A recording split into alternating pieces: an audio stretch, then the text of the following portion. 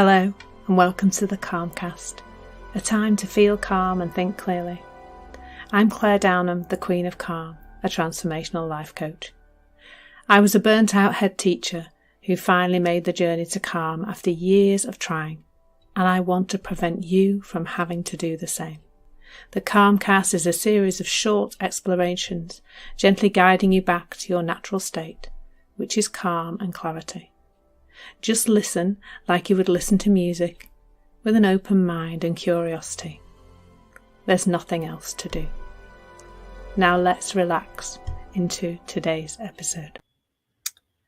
So today I am talking about worry, and I'm quite surprised actually that when I checked I hadn't actually done a session on worry before, because it is something that I talk about with my clients quite a lot.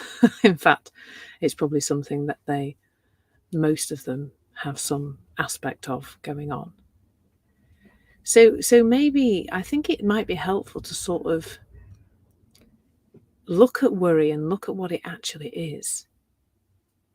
And this is not saying don't ever worry, because I just think that's not a human expectation, really, to never worry.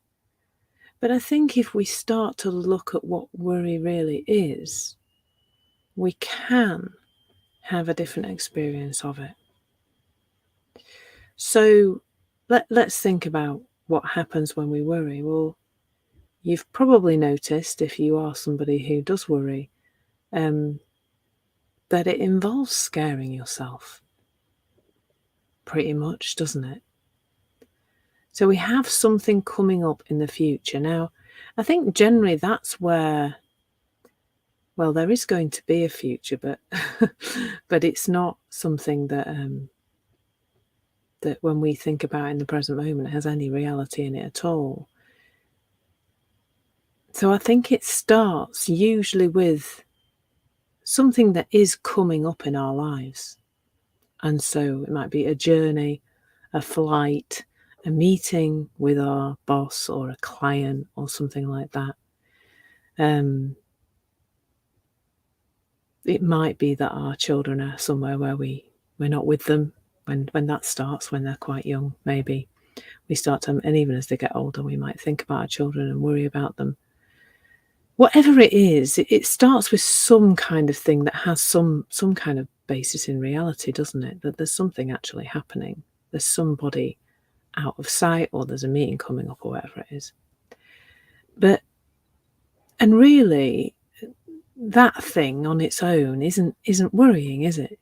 It's not the space where something is happening. So if I've got a meeting, I've got lots of meetings booked in my diary that I've planned them in for the future, but it's my relationship with them.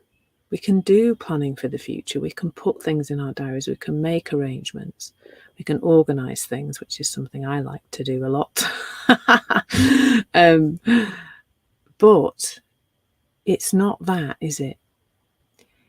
There's something about the way in which we then fill the space around that thing. How we create something, don't we? And that is the magic of being human, that we have this amazing creative force called thought, but we just tend to misuse it a little bit. In fact, that's not true. We misuse it a lot.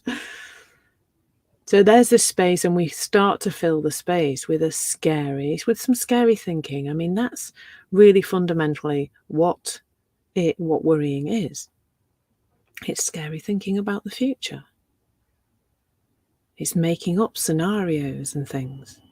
And trust me, I am totally and utterly familiar with this. I remember one of my memories that I always quote about is that when I was married, and my ex-husband was often late home and didn't tell me where he was and what was going on.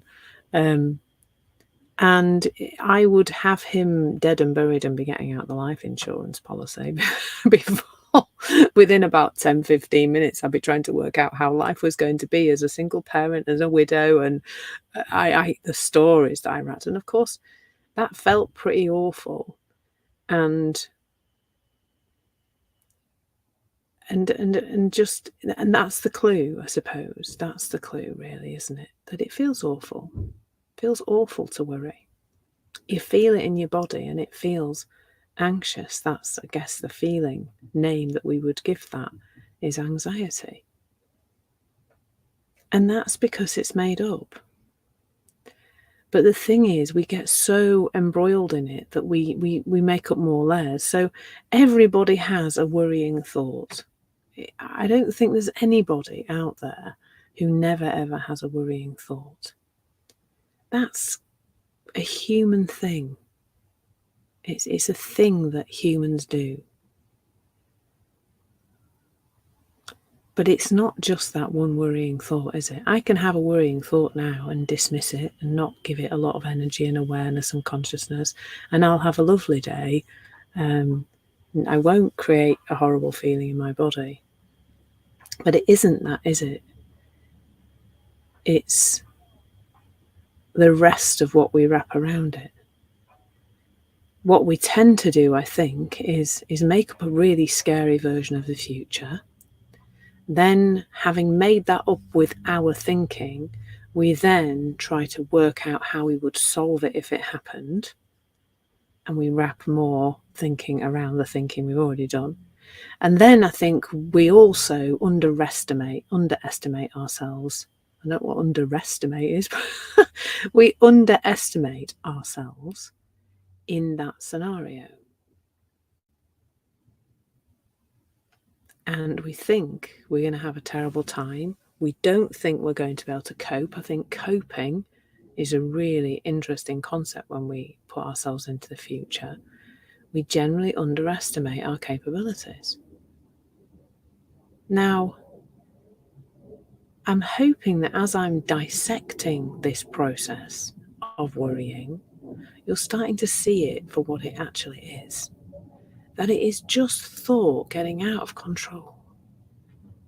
It's thought with a lot of awareness put on it, certain thoughts with a lot of awareness put on them. And that's all it really is. Now, what's happening to your body as you are doing this is really loud and really noisy feelings. I know you've experienced them. They are that butterfly in the stomach, that heart pounding, sweaty palms kind of thing going on.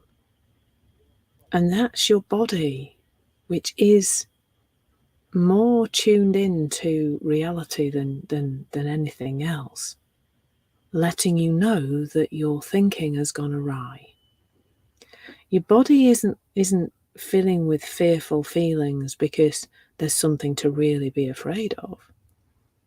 As human beings, we very cleverly, but perhaps not very helpfully, can create the same level of fear by thinking about something as if it is really happening. In actual fact, I do think that when something is really happening, we don't actually generate that level of fearful hormones. We just get on and sort things out in the moment. And you've probably seen that if you've ever been in a real emergency. But that feels awful in the body when we've made up a huge story about the future and our inability to cope with it and how awful it's going to be. We've done all of that. We feel that in our bodies. And I think that for me has become the most wonderful clue that my body is always letting me know about my state of mind. What a clever system, really. And that's something to know, that if you're starting this journey and you're still feeling very worried and you're having anxious feelings, is that you're okay. There's nothing wrong with you. You've got a perfectly functioning human psychological system, which, like all perfectly functioning human psychological systems, kicks out certain feelings in response to certain kinds of thinking. And that's it. That's all that's happening. You're not in danger. It can't kill you. It's normal. It's natural. It's a system that we all have. It's just sometimes some of us abuse that system, really. Not like deliberately, but innocently. We overuse it. We get caught up in things, and we feel that. And it's not particularly pleasant, is it?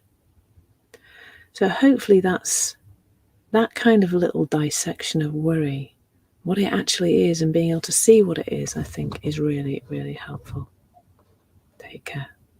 Thank you so much for listening. There's nothing to do now but bring some awareness to how this is working out in your life. Listen regularly to experience longer and longer periods of calm. This has been the Calmcast with Claire Downham, Queen of Calm. Take care and keep listening.